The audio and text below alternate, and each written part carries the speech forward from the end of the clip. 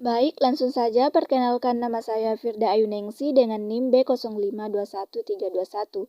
Nah, akan membahas tentang perizinan rumah sakit dengan teman-teman kelompok saya. Nah, adapun materi yang pertama yaitu tentang Undang-Undang Rumah Sakit. Nah, Pasal 24 ayat 4 mengamanahkan klasifikasi diatur dalam Permenkes. Nah, adapun klasifikasinya, yang pertama, klasifikasi rumah sakit umum terdiri dari rumah sakit umum kelas A, kelas B, kelas C, dan kelas D. Nah, adapun klasifikasi rumah sakit khususnya ada kelas A, B, dan C. Nah, adapun dalam perizinan di pasal 28 mengamanahkan perizinan diatur dalam Permenkes. Yang pertama, izin rumah sakit terdiri atas izin mendirikan dan izin operasional. Yang kedua, izin mendirikan diberikan untuk jangka waktu 2 tahun dan dapat diperpanjang untuk 1 tahun. Yang ketiga, izin operasional diberikan untuk jangka waktu 5 tahun dan dapat diperpanjang selama memenuhi persyaratan. Dan adapun perizinan yang terakhir yaitu pengaturan perizinan mengacu kepada Peraturan Perundangan Nomor 24 Tahun 2018. Nah, selanjutnya perjalanan pengaturan klasifikasi dan perizinan rumah sakit. Nah, dalam Undang-Undang Nomor 44 Tahun 2009 tentang klasifikasi dan perizinan rumah sakit. Di tahun 2010, Permenkes Nomor 147 Menkes per 1 2010 tentang perizinan rumah sakit dan 340 Menkes per 3 2010 tentang klasifikasi rumah sakit. Nah, di 2014 tentang Permenkes Nomor 56 Tahun 2014 tentang klasifikasi dan perizinan rumah sakit. Dan adapun klasifikasi ini masih menggunakan 340 Menkes per 3 2010. Nah, di tahun 2019 Permenkes Nomor 30 Tahun 2019 tentang klasifikasi dan perizinan rumah sakit. Nah, di tahun 2020 RPMK tentang klasifikasi dan perizinan rumah sakit. Nah, peningkatan akses pelayanan kesehatan di rumah sakit. Pengaturan klasifikasi rumah sakit dalam Peraturan Menteri Kesehatan Nomor 30 Tahun 2019, di mana banyak masukan pada saat sosialisasi dan Peraturan Menteri Kesehatan Nomor 30 tidak mendekatkan akses masyarakat terhadap pelayanan rumah sakit, di mana kompetensi rumah sakit, kelas rumah sakit menggambarkan kompetensi atau kemampuan pelayanan rumah sakit. Kompetensi ini dipergunakan dalam sistem rujukan. Kemudian klasifikasi rumah sakit, di mana harus memenuhi kriteria pelayanan sumber daya manusia dan sarana prasarana sehingga lampiran Peraturan Menteri Kesehatan diatur secara detail. Kemudian sumber daya manusia tenaga tetap diatur agar mutu pelayanan meningkat. Dan terakhir, diatur batas minimal dan maksimal pelayanan yang diberikan masing-masing rumah sakit. Pengaturan lainnya, jenis pelayanan tertentu harus disesuaikan dengan kelas rumah sakit, dan pengaturan review kelas perlu ditinjau ulang karena terkait dengan pembayaran BPJS. Kajian terhadap substansi klasifikasi dan perizinan rumah sakit. Perizinan rumah sakit sudah mengikuti ketentuan yang ada dalam Peraturan Pemerintah Nomor 24 Tahun 2018. Jadi tidak perlu dilakukan perubahan substansi perizinan rumah sakit dalam Peraturan Menteri Kesehatan Nomor 30 Tahun 2019.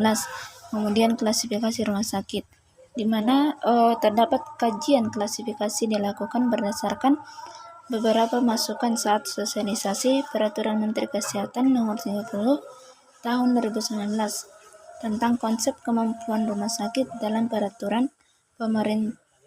Menteri Kesehatan Nomor 30 Tahun 2019 tentang tahun 2019 tidak implikatif. Kemudian konsep kompetensi sumber daya manusia lebih mendekatkan akses pelayanan kesehatan rumah sakit bagi masyarakat. Jadi perlu dilakukan pencabutan Peraturan Menteri Kesehatan Nomor 30 Tahun 2019 karena adanya perubahan konsep klasifikasi rumah sakit. Baik, Assalamualaikum warahmatullahi wabarakatuh. Saya Sarmila S dengan NIM B05211304. Nah, di sini saya akan menjelaskan mengenai konsep klasifikasi rumah sakit PMK nomor 3 tahun 2020. Yang pertama yaitu kemampuan pelayanan rumah sakit. Tidak berdasarkan kemampuan pelayanan RS, tetapi berdasarkan dari kompetensi tenaga trauma tenaga medis yang dimiliki oleh rumah sakit. Yang kedua, dasar kelas rumah sakit, yaitu jumlah tempat tidur, pelayanan, sumber daya manusia, bangunan, prasarana, dan juga peralatannya. Dan yang ketiga itu pelayanan rumah sakit. Pelayanan rumah sakit meliputi pelayanan medik dan juga penunjang medik, pelayanan keperawatan dan kebidanan, dan pelayanan non-medik. Keempat yaitu penyelenggaraan rumah sakit. Penyelenggaraan pelayanan kesehatan tertentu tidak dibatasi pada kelas rumah sakit tertentu, tetapi dapat dilakukan pada seluruh rumah sakit. Dan yang kedua itu tentang klasifikasi dan juga perizinan rumah sakit, Permenkes nomor 3 tahun 2020. Yang pertama itu bentuk dan jenis rumah sakit, klasifikasi, perizinan, penyelenggaraan, pembinaan, dan juga pengawasan. Berikutnya yaitu tentang kepemilikan. Terdapat 3 elemen kepemilikan. Yang pertama, pemerintah daerah, pemerintah pusat, dan juga swasta. Nah, pemerintah daerah, UPTD instansi yang bertugas di bidang kesehatan atau instansi tertentu dengan pengelolaan BLUD.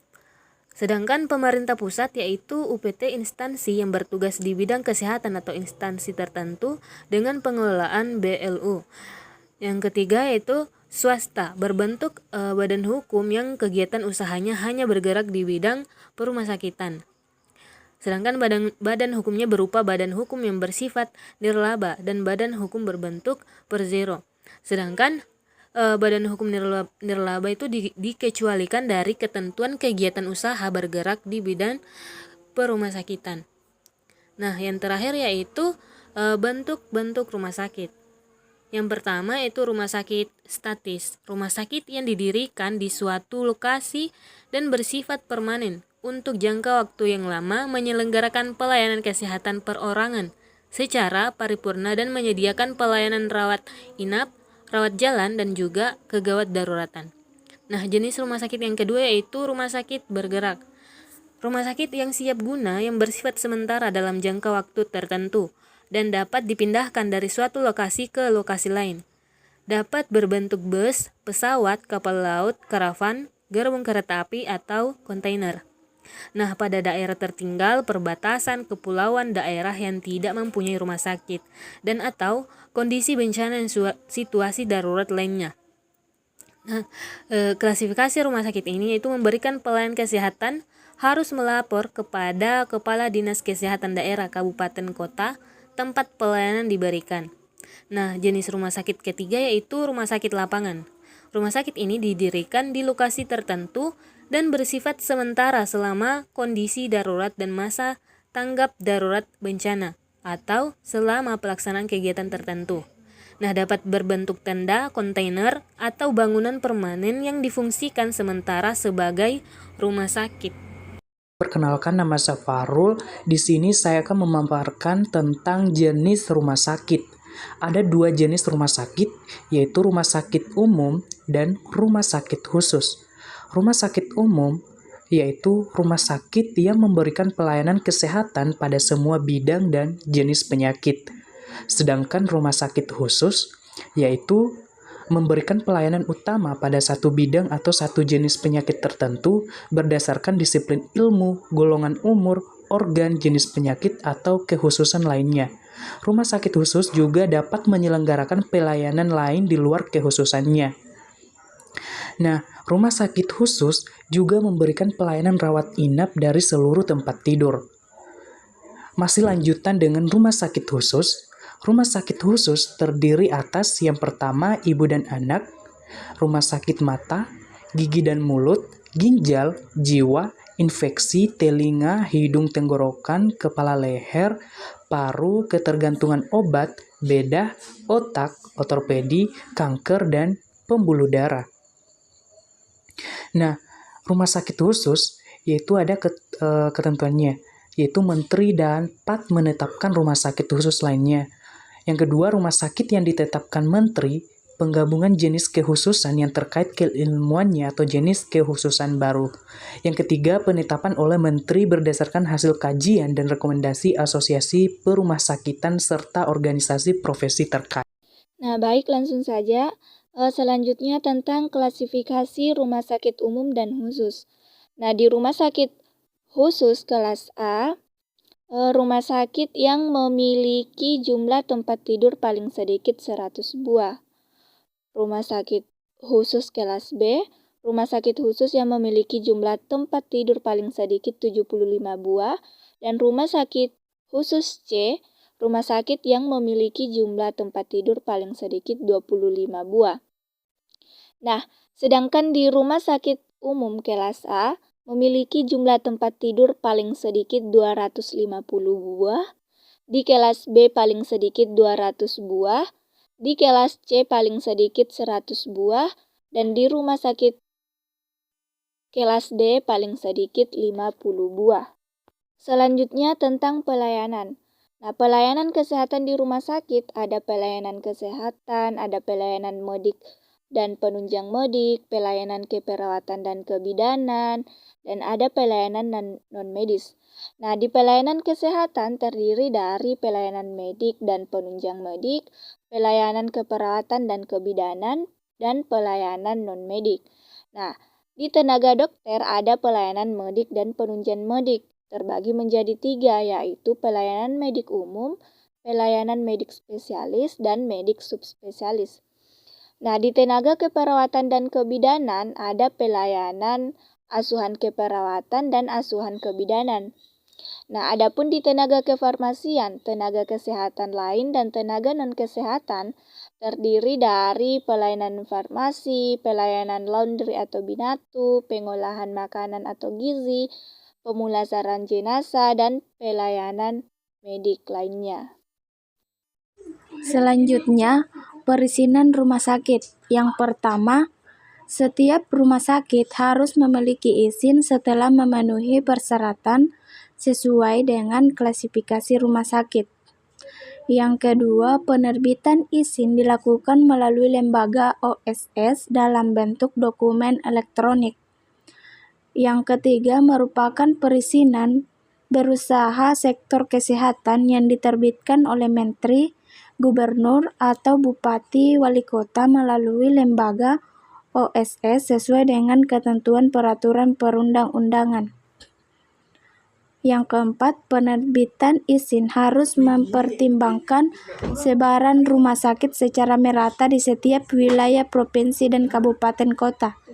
Yang kelima, izin mendirikan berlaku selama rumah sakit memberikan pelayanan kesehatan. Yang keenam, izin operasional berlaku selama 5 tahun dan diajukan oleh pimpinan rumah sakit. Dan yang ketujuh, izin untuk pelayanan kesehatan tertentu. Selanjutnya, persyaratan. Yang pertama yaitu peralatan, meliputi peralatan medis dan non-medis untuk memenuhi standar pelayanan, persyaratan mutu, keamanan, keselamatan, dan lain pakai. Selanjutnya, kefarmasian merupakan pelayanan kefarmasian yang dilakukan di instalasi farmasi sesuai dengan peraturan perundang-undangan PMK nomor 72 tahun 2016.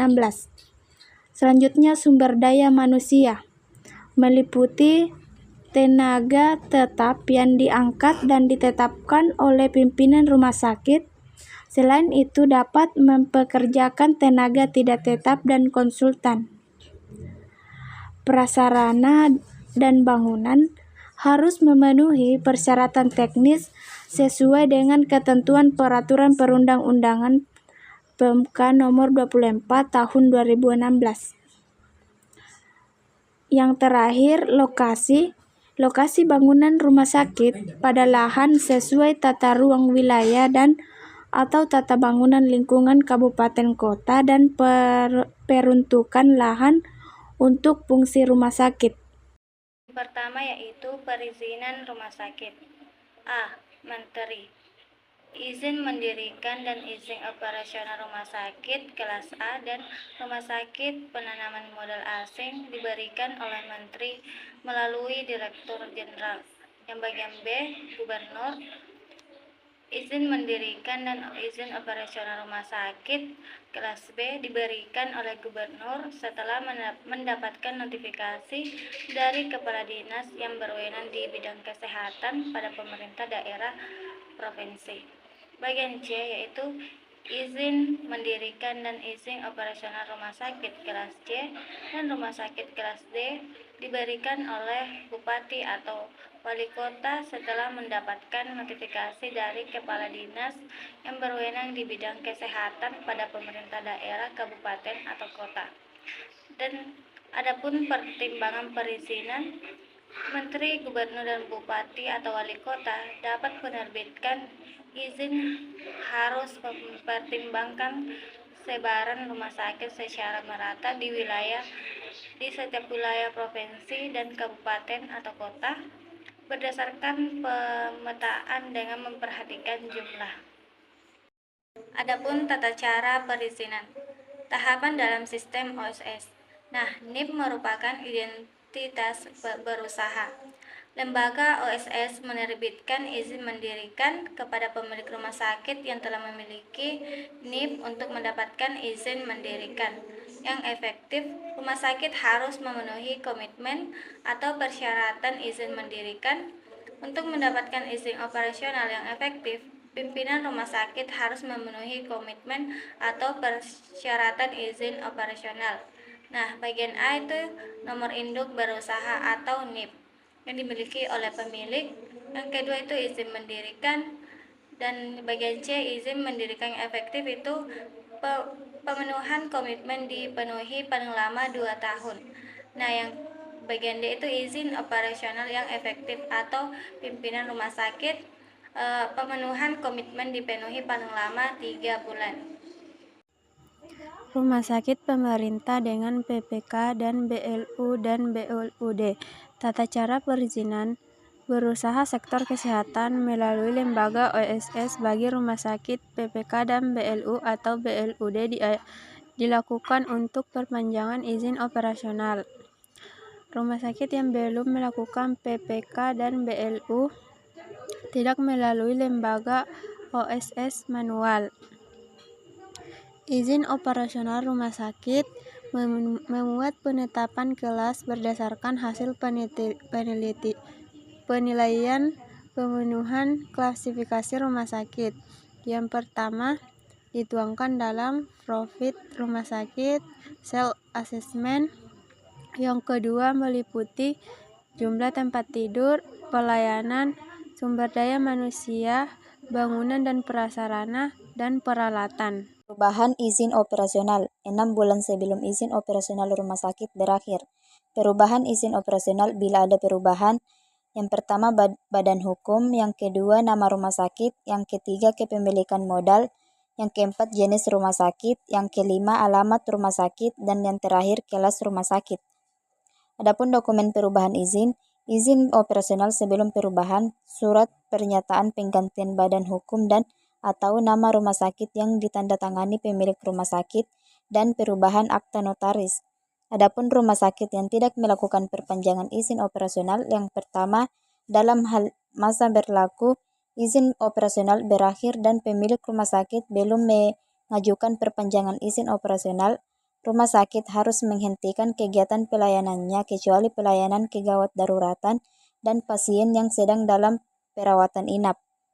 Dan yang kedua, apabila rumah sakit yang berlaku izin operasional berakhir dan tetap menyelenggarakan pelayanan tanpa izin operasional dikenakan sanksi pidana sesuai dengan ketentuan peraturan perundang-undangan. Adapun peningkatan kelas rumah sakit. Peningkatan kelas rumah sakit dilakukan dengan pemenuhan jumlah tempat tidur, pelayanan, sumber daya manusia, bangunan dan prasarana, peralatan sesuai dengan klasifikasi rumah sakit, hanya dapat dilakukan terhadap rumah sakit yang telah terakreditasi sesuai dengan ketentuan peraturan perundang-undangan. Perkenalkan, nama saya Ira dengan NIM B05211307 yang akan membahas mengenai penyelenggaraan pelayanan kesehatan rumah sakit. Nah, di sini saya akan membahas mengenai penyelenggaraan pelayanan rawat inap. Yang pertama, tempat tidur perawatan kelas 3, yaitu paling sedikit 30% dari seluruh tempat tidur untuk rumah sakit milik pemerintah pusat dan pemerintah daerah. Yang kedua, paling sedikit 20% dari seluruh tempat tidur untuk rumah sakit milik swasta. Yang kedua, tempat tidur perawatan di atas kelas 1, yaitu paling banyak 30% dari seluruh tempat tidur untuk rumah sakit milik pemerintah pusat, pemerintah daerah, dan swasta. Dan yang ketiga, tempat tidur perawatan intensif, yaitu paling sedikit 8% dari seluruh tempat tidur untuk rumah sakit, baik milik pemerintah pusat, pemerintah daerah, dan swasta. Nah, adapun yang pertama, perawatan intensif, untuk rumah sakit umum 5%, untuk ICU, dan 3% untuk pelayanan intensif lainnya. Yang kedua, ketentuan paling sedikit 8% dikecualikan untuk rumah sakit khusus mata dan rumah sakit khusus gigi dan mulut. Baik, terima kasih atas waktu yang diberikan. Langsung saja pelenggaraan di RS Pendidikan PP nomor 93 tahun 2015.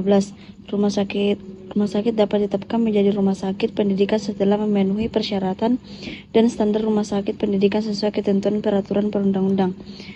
Yang kedua, TKWNA PMK nomor 67 2013. Rumah sakit dapat mendayagunakan tenaga kesehatan dan tenaga non-kesehatan warga negara asing sesuai kebutuhan pelayanan sesuai dengan ketentuan peraturan perundang-undang. Yang ketiga, PMA Perpres nomor 44 tahun 2016. RS rumah sakit memiliki swasta, RS umum dan RS khusus kelas A dan kelas B. Dapat berupa RS PMA KBLI 86103 sesuai dengan ketentuan peraturan perundang-undang. RSPMA memiliki paling sedikit 200 tempat tidur atau berdasarkan kesepakatan kerja internasional. Pengembangan pelayanan medis SPE spesialistik dengan klinik utama PMAKB yang didirikan di area RS dan terintegrasi dengan pelayanan rumah sakit. Penyelenggaraan yang pertama, peraturan internal dan organisasi rumah sakit. Setiap rumah sakit harus memiliki peraturan internal dan organisasi yang efektif, efisien, dan akuntabilitas sesuai ketentuan peraturan perundang-undang. Yang kedua, pimpinan dan pemilik RS. Pimpinan RS tidak boleh merangkap jabatan manajerial di RS lain. Pemilik RS tidak boleh merangkap sebagai kepala atau direktur rumah sakit. Yang ketiga, kerjasama. Pemilik rumah sakit dapat melakukan kerjasama dengan pihak ketiga dalam rangka pengelolaan rumah sakit. Yang keempat, unit transfusi darah. RS memiliki pemerintah pusat dan Pemda dapat menyelenggarakan UTD yang diizinnya melekat dengan izin operasional setelah memenuhi persyaratan. Yang terakhir, registrasi dan akreditasi. RS memiliki izin operasional harus terregistrasi di Kementerian Kesehatan melalui aplikasi registrasi online. Akreditasi RS sesuai dengan ketentuan peraturan perundang. Perkenalkan, nama saya Icawati dengan NIM B05210004. Baik, di sini saya akan menjelaskan mengenai pemberian nama rumah sakit. Pemberian nama rumah sakit harus memperhatikan nilai dan norma agama, sosial budaya, dan etika. Dilarang menambahkan kata internasional, kelas dunia, dan atau yang disebut nama lainnya yang bermakna sama. Dilarang menggunakan nama orang yang masih hidup. Dapat disesuaikan dengan kepemilikan, jenis, dan kekhususannya. Pemberian nama rumah sakit khusus harus mencantumkan kekhususannya. Pembinaan dan pengawasan. Pembinaan dan pengawasan dilaksanakan melalui yang pertama, advokasi, sosialisasi, supervisi, konsultasi, dan bimbingan teknik. Yang kedua, pendidikan dan pelatihan. Yang ketiga, pemantauan dan evaluasi. Yang keempat, review kelas rumah sakit. Menteri, gubernur, bupati, atau wali kota dapat mengenakan tindakan administratif terhadap rumah sakit yang tidak menaati ketentuan dalam peraturan menteri. Dapat dilaksanakan melalui tenaga pengawas. Yang pertama itu gubernur, yang kedua menteri, yang ketiga bupati atau wali kota. Baik, terima kasih. Selanjutnya itu ada pembinaan dan pengawasan.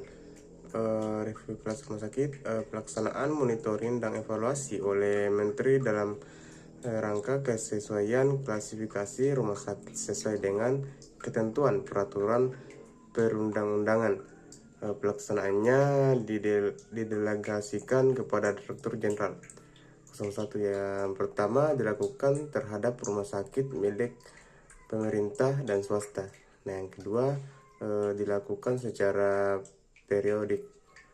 Selanjutnya ada dilakukan terhadap rumah sakit yang bekerja sama dengan BPJS Kesehatan oleh BPJS Kesehatan pada saat rekredensial